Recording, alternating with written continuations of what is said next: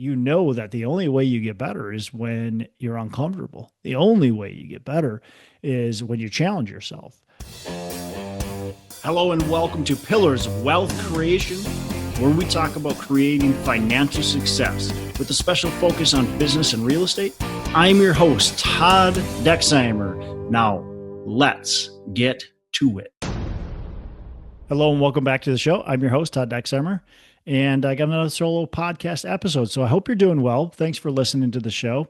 And I want to talk about a couple different things and just stuff on my mind. Which, there's always all kinds of crazy things on my mind. But today I want to talk about struggle, and I want to talk about growth, and I want to talk about stress. And so I think I was actually listening to something, and this person is talking about stress, and they're talking about how to get rid of the stress in their life and breathing exercises and meditation. And they're talking about how stress is so damaging, and how we don't want to do it, and woosah and all this kind of stuff, and like relieve the stress from your life. And it sounded great, by the way. Like it sounds so good. Like no stress in your life. Wow, how great your life would be. But then as I'm thinking about it, I'm going, well, wait a second. The stress in my life has often caused and created the most amount of growth in my life. It's definitely created the most amount of learning opportunities in my life. And so if I don't have stress, then what does that leave? And so I started thinking through that, and I'm kind of like doing some research on it. And it comes to be that stress is actually a good thing in life. And like schools try to teach kids to not be stressed and to to do these breathing exercises and things like that. But all you're doing when you're doing that is you are actually creating, you're stunting growth, right? You're not allowing for yourself to grow. Think about when you're exercising. So if you're an athlete and you're in the weight room, how do you get stronger? Do you get stronger by doing just a couple light reps and calling it a day? No, you get stronger when you actually go to the gym and you work hard. You stress your muscles, right? You tear the fibers, and that's how you grow. That's how you change. I was a distance runner, and could we just go out and run 2 miles every day, nice and light and easy? Sure. Would we get faster? Would we get stronger? Absolutely not. So we stressed our bodies. There was times where we did, 6 1-mile repeats at race pace, or even faster than race pace. And you have just a couple minutes in between, I call it 3 or 4 minutes in between, where you're doing like a light jog, stretching out a little bit, and getting ready for the next one. And you did a 2-mile warm-up run, you're going to do a 2-mile cool-down run. Stressing your body, right? You go to the gym, you lift weights, stress your body. Any athlete, if you've played football, if you've played hockey, basketball, soccer, you name it, whatever, doesn't matter. If you've played a sport growing up or still do today, you know that the only way you get better is when you're uncomfortable. The only way you get better is when you challenge yourself. And so when you think about that, well, obviously, an athlete gets bigger, stronger, faster when they put in the hard work, when they do the max reps, when they put the speed work in, the over distance. And it's the same thing with you and your business, you and your life and your personal life. You're only going to get better, stronger, learn more, all that kind of stuff if you have stress in your life. And I don't mean to create artificial stress. I don't mean to go out and just create stress for stress. That doesn't do you any good either. But what I mean is you have to be uncomfortable at times. You have to be willing to push your boundaries at times. You have to know that there's going to be times during your day, during your week, during your months that you're going to be uncomfortable, that you're going to be stressed, and that's okay. Right? That is okay. That's how you learn. You know, by the way, let me if you're always stressed, there's certainly something wrong too. If you're always stressed, that means you're not actually learning from your stress. You're not actually improving yourself from your stress. You're only being stressed. Like you're only pushing your limits to the max at all times. And any good athlete knows that that's not the case either. Like we have to push ourselves really, really hard, but we also have to recover, right? So if you're always stressed, if you're always pushing yourself to the max and challenging yourself, then that's not good either. Certainly. So we do have to have a balance. So I'm not telling you to be stressed all the time, push hard all the time, because then you're not truly learning either. You're not figuring out, because look, if I'm stressed, maybe I have to hire new employees. Maybe I have to come up with better systems and organization. Maybe, maybe it just that stress starts to go away as I continue to learn and grow in my business. But there's things that you do on a day-to-day basis to eliminate that high stress pressure. And then hopefully a new high stress pressure comes on because you're challenging yourself. You're trying to grow yourself. And then you eliminate that and so on and so forth, right? When I think about the beginning of my business, there was a lot more high stress moments when I first began. But don't get me wrong, I also had times where I was able to relax a little bit. And the only times I felt like my business was stagnating, by the way, was when I didn't have when I had periods of no stress for too long or very little, right? When I just didn't feel like things were maybe on fire a little bit. So I want that in my life. And I don't think, uh, I think these people that are telling you to eliminate all the stress in your life, and there's all these different ways to do it. You can Google it, right? There's all kinds of ways to eliminate stress. I think that's hiding. And I think that's actually going to create more stress or create laziness, quite frankly, and not allow you to truly be who you want to be and what you will want to achieve. You know, you were put here for a purpose. You weren't put here to be lazy. You weren't put here to be complacent. You were put here for a purpose. And so challenge yourself and make sure that you are growing and putting stress on your mind, putting stress on your body, putting stress on relationships, right? And then taking time, of course, for recovery too, but learning from those stresses. There was a study and it talked about students, and students who use a one-on-one tutor don't tend to grow if that one-on-one tutor gives them too many of the answers or guides them too much to the answers. So the more the tutor actually guides towards the answers, the less that student actually learns and retains. The really good tutors are the ones that challenge that student, stress that student, make sure that student actually is uncomfortable at times. And same thing with parents. You know, look, if you're always doing things, there's all kinds of studies out there that talk about it. Like if you're always doing things for your kids, they're not going to learn and grow. They're going to expect that people do things for them all the time. And so the less you do for your kids, actually, the better. Like I think myself and my wife, I think we sometimes do too much for our kids, you know, and I think she would agree and I agree. I mean, certainly you have to do things for your kids. You have to be there for them. But I think sometimes we tend to do too much for our kids. And I think that's kind of everybody, right? And so that, but that doesn't allow them to grow. And so that's the challenge, is where's that balance?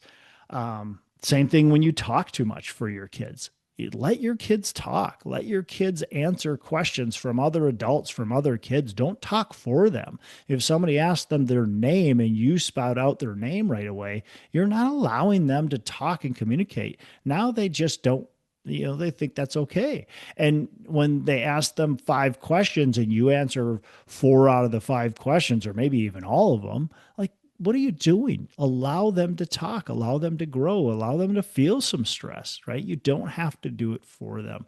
So it goes with every aspect of life and business. Think about the business leaders. The good leaders are the ones that certainly do they help and mentor and have systems and processes in place and all that kind of stuff for their employees. Yes, but they also allow their employees to do things, to make mistakes, to challenge themselves.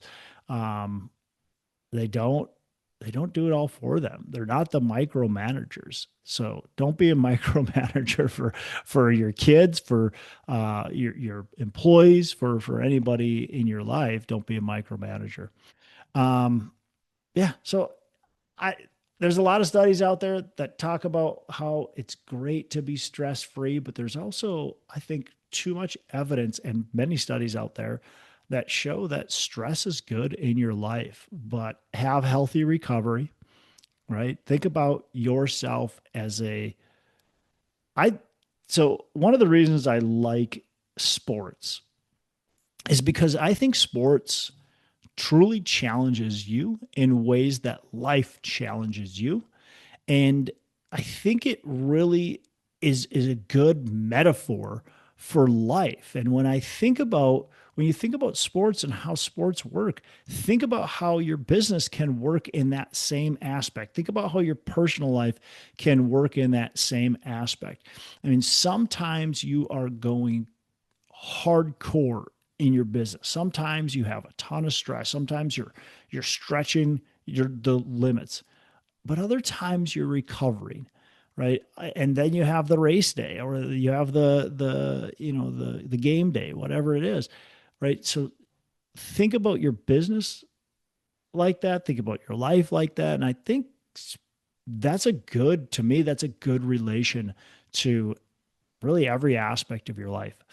The last thing I want to talk about too is communication. So this is a totally different sidebar, right? So I'm meshing two into one, really. But one of the things that I have really tried to focus on over the last couple years, and this is a challenge because I like to talk, as you can tell.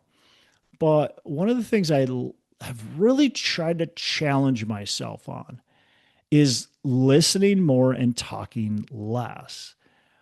And sometimes you're shutting up and listening is actually going to create the best relationship that you can create. So and I need to take this more into consideration too in my marriage, and with my kids in my close relationships. But the thing is, like, I think get really good, or get as good as you can at asking questions. And so that's what I've challenged myself at. When I meet with investors, I try to learn about them.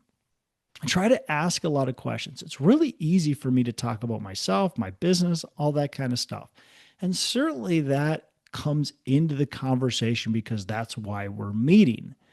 But I also want to learn about them. Do they have kids? What are the kids into? What are they into? What are their hobbies? Where do they work? Why are they working there? What do they want out of investing? What do they want out of life? Like, what are they looking for? Are they married? What's that relationship like? All that kind of stuff.